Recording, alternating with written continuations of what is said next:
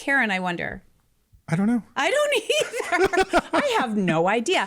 But I mean, at the end of the day, we all know exactly who that person is, right? Yeah.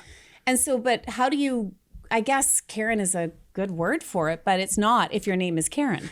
What I'm trying to figure out is, am I allowed to use this term? Because we know what it's referring to. Am I allowed to use it? Did I cross a line last week when I said the K word? Yeah. Well, who complained about it? Viewers? Were they Karens? People on Twitter?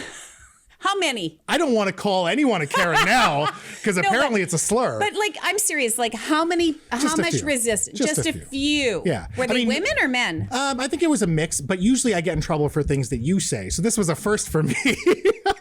Are you kidding me right now? You never get in trouble for things that I say, do you?